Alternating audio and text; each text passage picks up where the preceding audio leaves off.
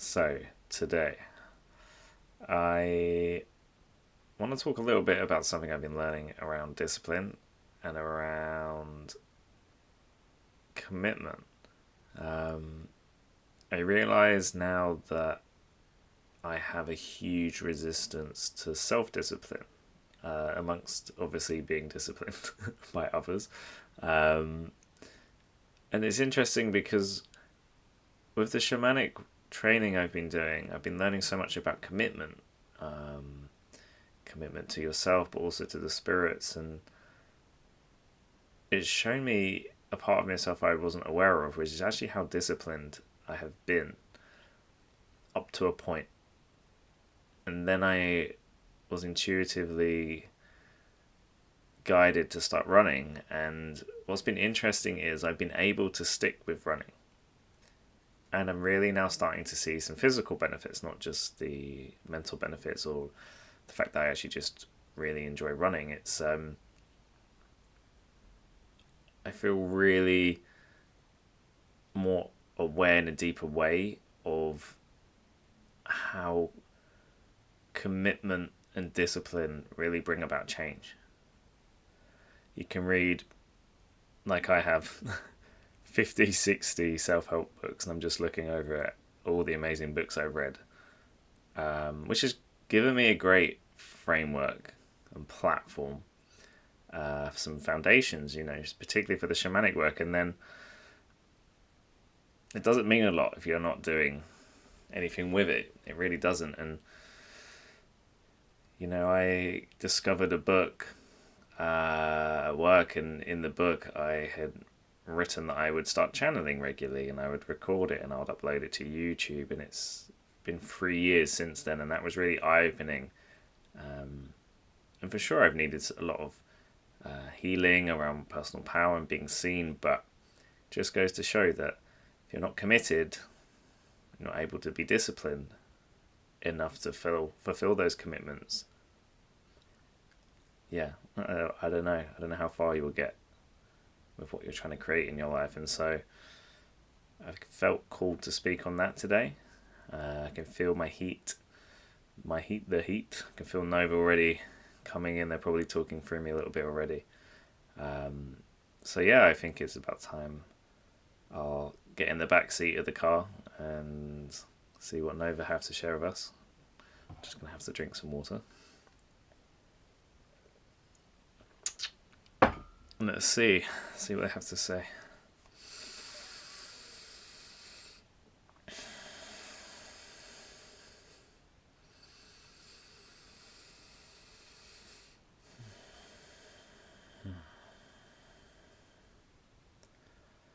Good. We are Nova, yes. We are glad that you have brought your learnings, your teachings to this message so we can use it as a jumping off point. You are correct in what you have been observing within yourself, that the majority of you through your schooling system, particularly in the West, have a deep resistance to doing things that you do not desire to do. It is somewhat ingrained within you because you are pushed into circumstance constantly where your free will is being squashed. It is a human reaction, you see. You are suddenly blessed with free will and you can make choices of your own, and then you are told continually what you shouldn't do, how to do things you want to do by others in ways that you don't want to or doesn't make sense to you. And so there is this constant pulling and throwing around how you are able to act, when you are able to act a certain way, and who you are acting in ways of being. Now, what this means is who you are learning from and how you are absorbing their ways of being and how they are playing out through you.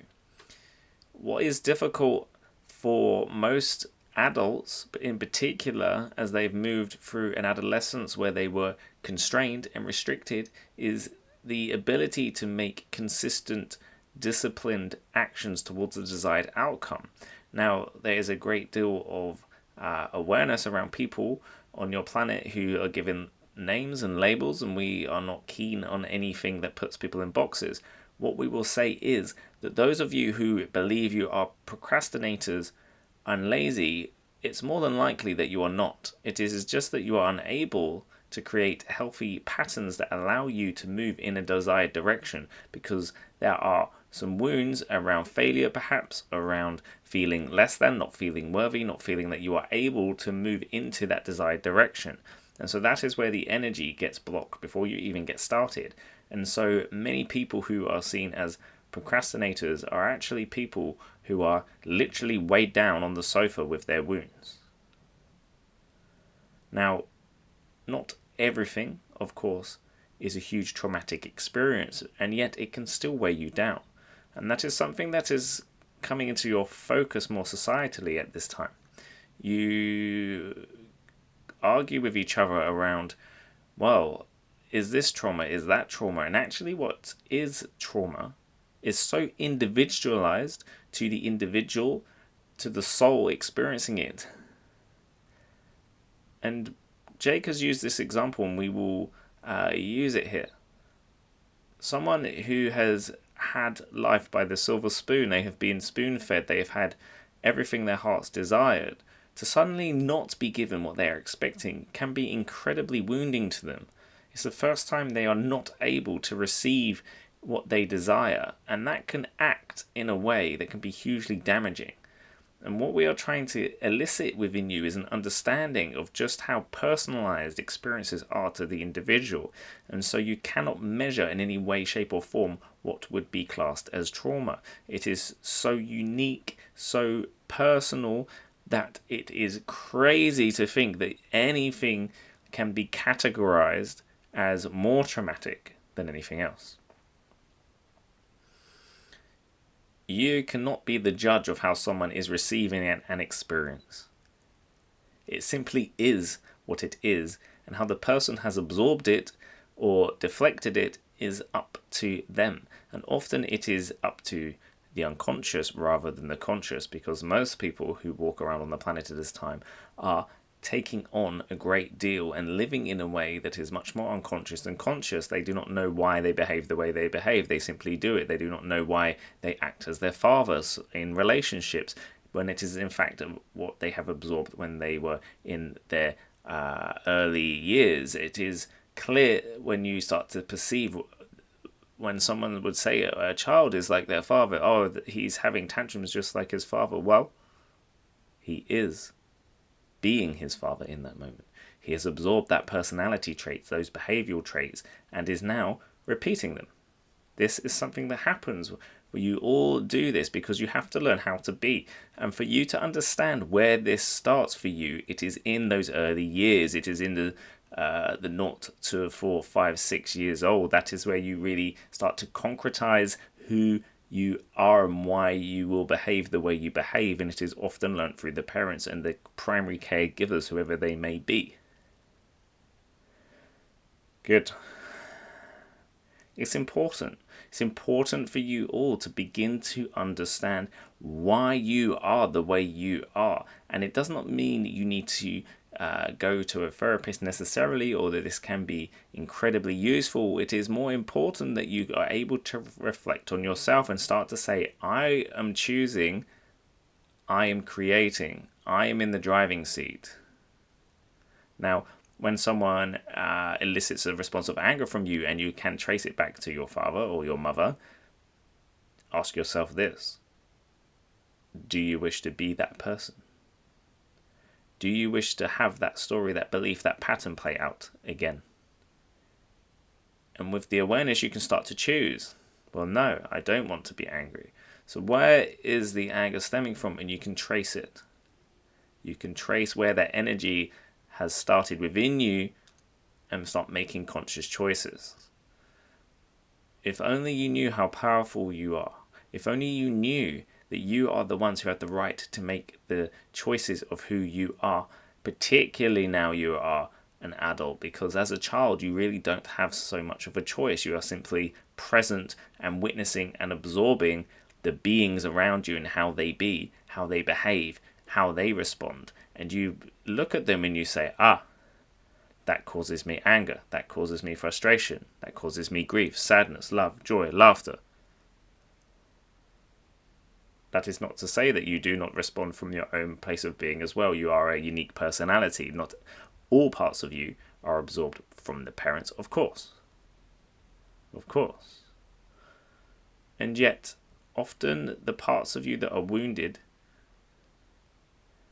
are because they are not purposefully initiated by the soul.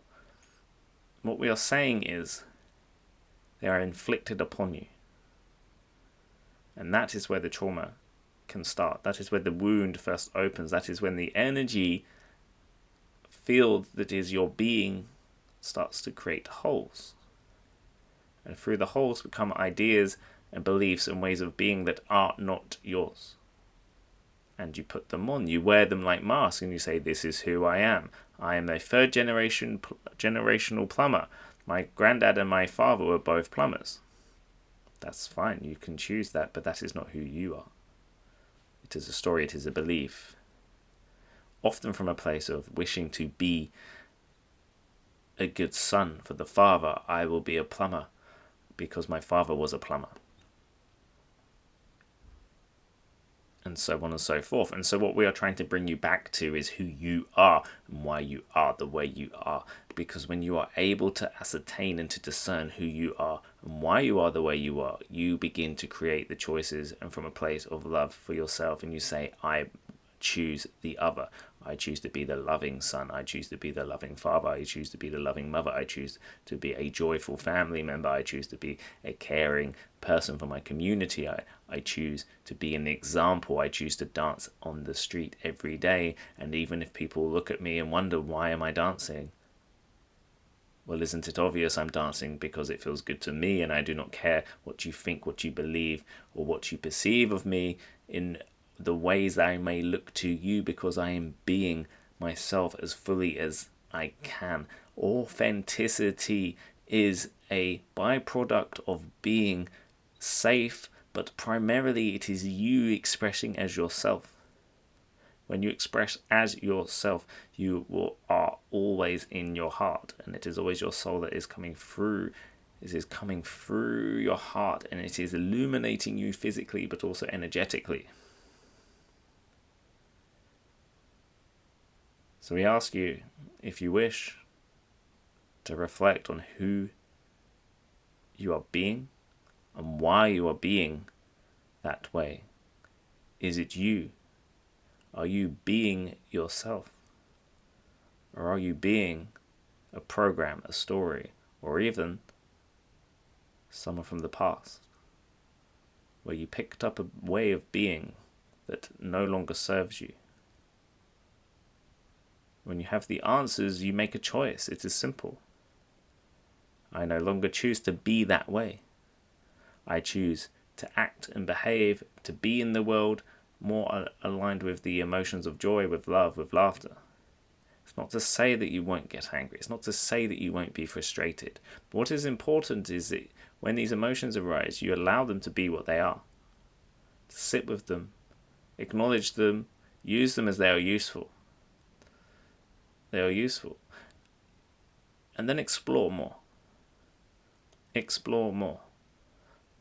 Be aware of who you are and who you are not. It is the key to understanding how to be free, how to be yourself most fully and authentically. We are Nova. We come always with grace and gratitude for being able to align with the soul and speak. We wish to teach you about being. It is clear to us that humanity has forgotten what it means to be. Thank you.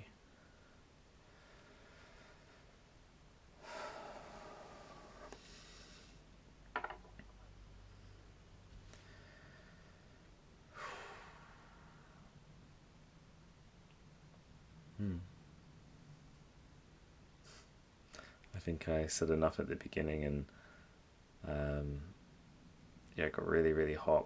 Really, really hot there. There's a lot of energy, a lot of alchemy there for sure.